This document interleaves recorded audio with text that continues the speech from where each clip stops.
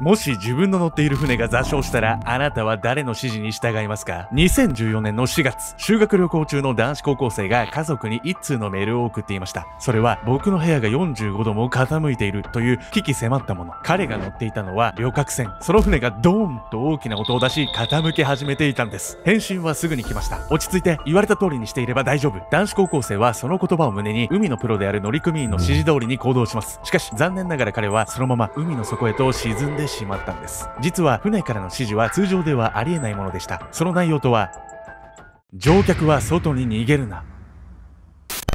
韓国史上最悪の海難事故と言われるセオル号沈没事故。なぜ船員は乗客に逃げるなと指示をしたのか。その背景には乗組員たちの大きな裏切りがあったです。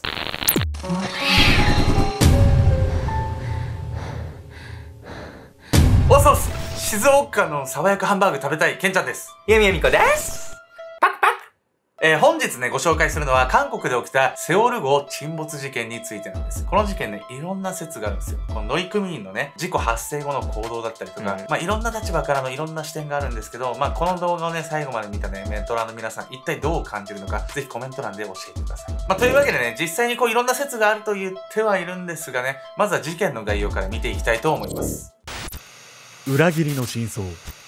遡ること7年前の2014年4月16日、韓国のインチョン港からチェジュ島に向かっていた旅客船セオル号は危機的状況を迎えていたんです。447人もの乗客を乗せたまま船体が大きく傾いていたんです。事故発生から56分後、セオル号の元に海洋警察が到着します。真っ先に救助されたのは、船の外で助けを求めていた高齢の男性。着替えている途中だったのか、彼はズボンを履いておらず、下着姿のまま救助されていました。しかしこの男、単なる乗客ではないんです。彼はセオル号の船長だったんです。本来彼には乗客の命を預かる責任があるはず。それにもかかわらず、彼はわざと制服を脱ぎ捨て、一般乗客を装って救助されていたんです。その他にも多くの乗組員が私服に着替えて逃げ出していました。全員やめろもう。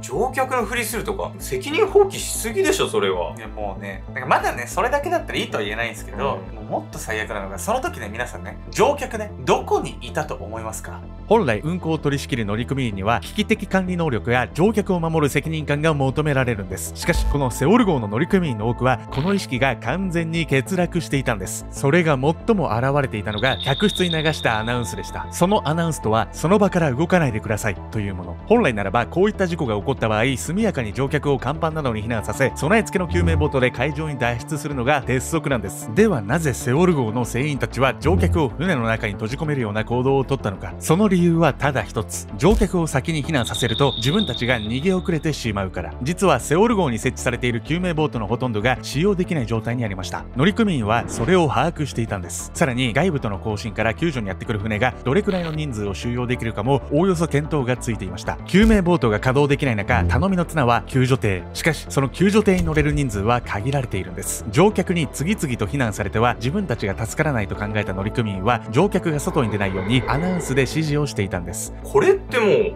ほぼほぼ殺しちゃってるようなもんじゃないこれ。いや、そうなんですよね。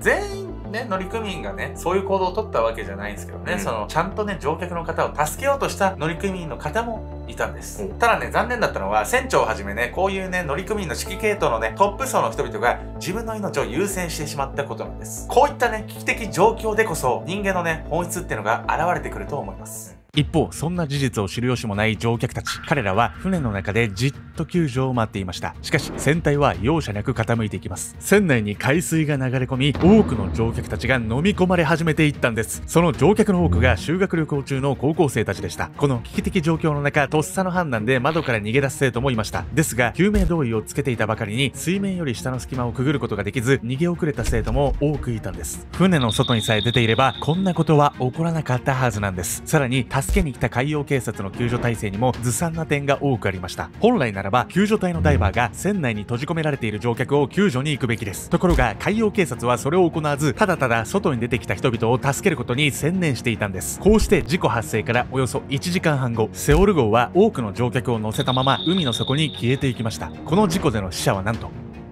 300人以上。きちんとさ、乗組員と海洋警察が対応してたらめちゃくちゃ救いたい命あったんじゃないのこれ。まあそうなんですよね。海洋警察の言い分としてはですね、乗客がね、船の中にまだ残っているってことを知らずにですね、とりあえず船の中から出てきた乗客のね、命を最優先に救助したというんですけど、ですがね、そもそも彼らはね、セオル号のね、乗客の最大数とかね、そういった情報をね、事前に持っていなかったとも言えるんですよ。その出てきた人の数を見れば、じゃあ船には残り何人いるかっていうのを予想、普通はつくわけじゃないですか。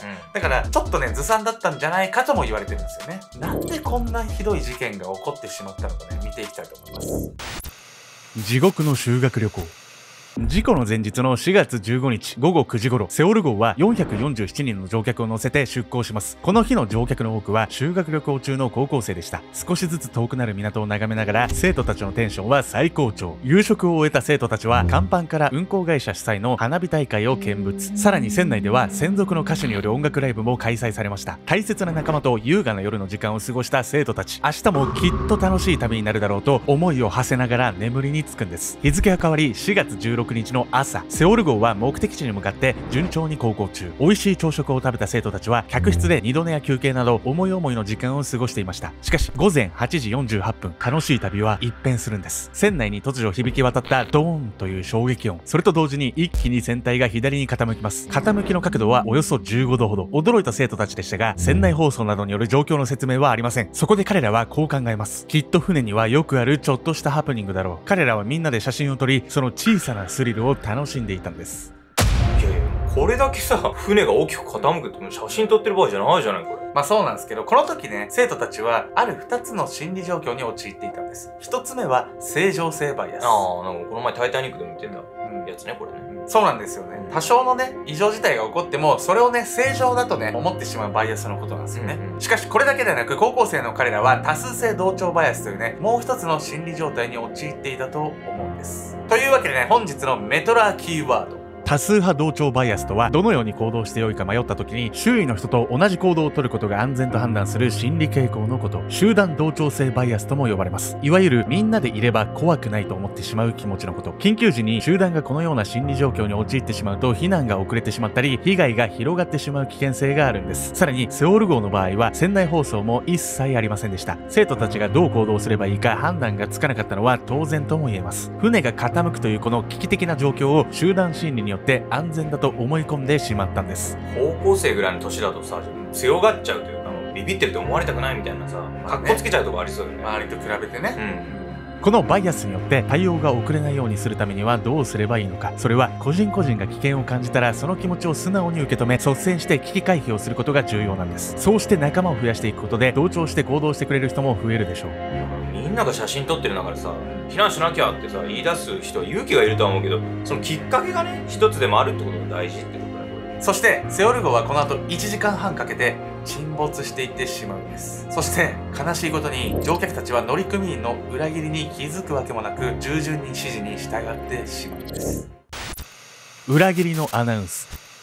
セオル号はこの時バランスを崩し倒れたまま元に戻れなくなっている状況でした。これは明らかな緊急事態だったんですが、乗客にそれはまだ伝えられていません。15分後、再び船が大きく傾きます。その角度は45度。今まで立っていた床が壁のように見えるほどの傾きなんです。写真を撮って騒いでいた生徒たちもさすがにこれは異常な状況だと感じ始めるんです。その時、ようやく船内アナウンスが流れました。その場から動かないでください。もともと年功序列を重んじる風潮がある韓国。生徒たちは船の大人たちの指示に素直に従います。恐怖に怯えながら船の中でじっとしていることしかできなかったんです。彼らは持っていたスマホで家族にメッセージを送りました。もう言えないかもしれないので伝えておきます。お母さん、愛してます。お父さん、心配しないで。救命胴衣をつけてみんなと一緒にいるから。彼らが味わった不安と絶望感はどれほどのものだったのか。頼るべき乗組員や船長がすでに逃げ出している船の中で、生徒たちは死を待つことしかできなかったんです。こうして多くの命がセオル号と共に海の底へと消えていきました。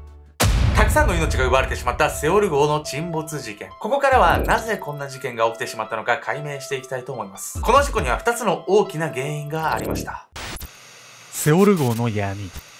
多くの犠牲者を生んだセオル号沈没事故。一体なぜセオル号は事故を起こしてしまったのか、そしてなぜ乗客は適切な避難ができなかったのか、その原因を探ると信じられない事実が浮かび上がってくるんです。セオル号沈没の原因一つ目は船体の魔改造。実はセオル号は韓国で作られた船ではないんです。もともとは日本の鹿児島県でフェリー波の上という名前で活躍していた船でした。日本製の船はアジア向けに転売される例も多く、しっかりと整備をすることでその後30年以上使用することが可能なんです。この船もその一つで仲介業者を通し韓国に売却されていました。しかし韓国に渡ってからこの船は適切な整備どころか運航に支障が出るほどのひどい改造を施されてしまったんです。それが客室の増設。セオル号は乗客の定員数を増やすため船体の後方に客室が増やされていました。それにより定員数は804人から921人と117人も増加。しかしこの改造は船の重心を51センチも上げることになったんです。大きな船のうちたった51センチと思いがちですが、船の重心が上がると船が傾いた時に元に戻る力、復元力が弱くなってしまうんです。セオル号は改造によって復元力が非常に弱い構造になっており、それが事故につながったと考えられています。収益をね上げるためとはいえね、船のね機能自体をね改造してしまうっていうのはもう恐ろしいことっすよ。当たり前だけども本当に安全第一じゃない。それの基盤があって他の機能だったりっていうのは当たり前のことじゃないこれ。いやもうね、人間ねお金絡むとね変わっちゃうんすよね。まあこの運航会社もね、もう本当にそのお金優先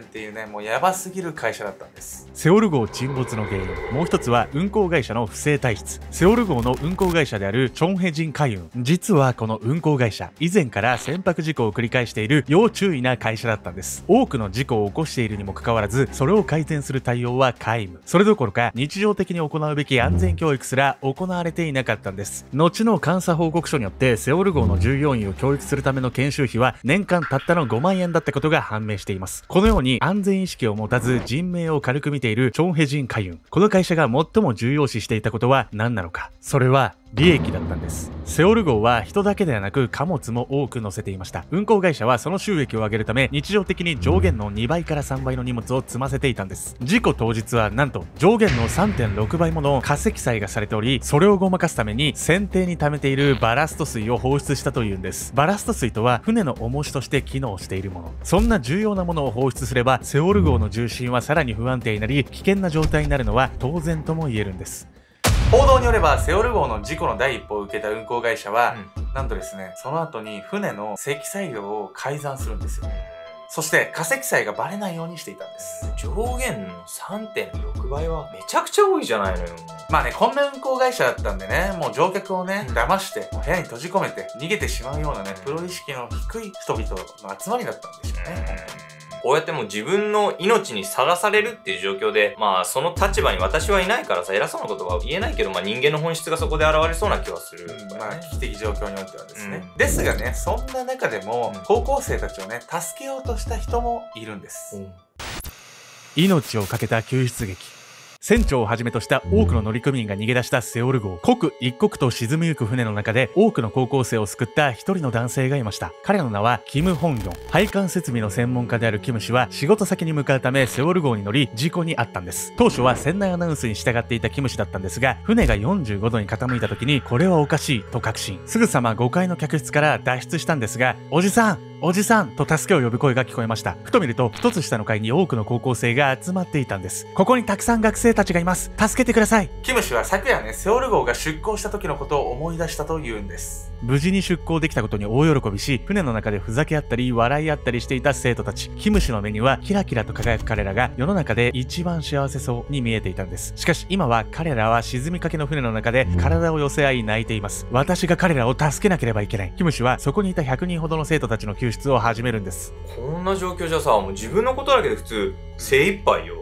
まあそうなんですよね。それなのに偉いわよ本当に。キム氏はですね、日頃工場の勤務をしていてですね、安全教育ってものを受けてたんで、まあこういうね危機的状況に対しての対処とか、まあ落ち着いた行動っていうのがまあ取れたとも言われてるんですよね。船は大きく傾いており、生徒たちの前にはもともと床だった部分が壁のようにそびえ立っていました。キム氏までの高さは6メートルほど。這い上がれるような高さではないんです。キム氏は近くにいた他の乗客と協力し、カーテンを結び合わせて生徒たちの元に下ろしました。彼らにそれをつかませて引き上げようとしたんです。ところがカーテンの結び目は幾度となくほどけてしまうんです。うまく上まで引き上げられたこともあったんですが、もう少しのところで落っこちてしまう生徒も数多くいました。そこでキム氏はカーテンを消防ホースに変えて救助を続行。足元が悪いため十分に踏ん張ることができなかったんですが、斜めになった床に体を持たれて力の限り生徒たちを引き上げ続けました。しかし100人の生徒のうち40人ほどを引き上げたところで、船がますます沈み90度近くまで傾いたんです。船の中にも多くの海水が流れ込み、多くの生徒の悲鳴が響き渡りました。もうこれ以上の救出は不可能だ。直感的にそれを悟ったキム氏は、助けてあげられなかった生徒たちに心を痛めながら自身の脱出を試みるんです。とはいえね、真横に傾いているセオル号からの脱出は容易ではなかったんです。外に出るには船の欄干を張って上がらなければいけません。あまりの緊張に体が動かず、足元がズルズルと滑ってしまいます。このまま死ぬのかと思ったキム氏でしたが、なんとか手すりを掴むことに成功するんです。そうして船の上に這い上がると、救助に来ていた漁船が見えました。漁船に乗り込み振り返ると、そこにはひっくり返るセオル号の姿が。間一髪キム氏は生きて帰ることができたんです。こうして無事生還を果たしたキム氏でしたが、一つどうしても許せないことがあったんです。それは救助に来ていた海洋警察の対応。先ほど船内での救助活動をしなかった海洋警察の問題について触れたんですが、現場にいたキム氏もそれを強く感じていたんです。救助隊は懸命に生徒たちを引き上げるキム氏の後ろで、ただ呆然とその様子を見ているだけでした。事故後しばらくは助けられなかった生徒たちの顔が浮かび、ほとんど眠ることができなかったというキム氏。しかし彼はセオル号で起きた悲惨な真実を多くの人に伝えるため、過去の記憶と向き合っています。適切な救助活動が行われていれば、もっと多くの命を救えたかもしれない。同じ失敗は二度と繰り返してはいけない。キム氏はそう願っているんです。乗組員が日頃から適切な安全教育を受け、訓練を重ねていれば、間違っても乗客を船内に閉じ込めるという判断はしなかったでしょう。その後の裁判で乗客を見捨てて真っ先に逃げた船長には殺人罪が適用、無期懲役の判決が言い渡されます。多くの犠牲者を出したセオル号沈没事故。これは運航会社や乗組員が自分の利益や安全のために乗客の命を軽視したことによって引き起こされた悲惨な事故だったんです。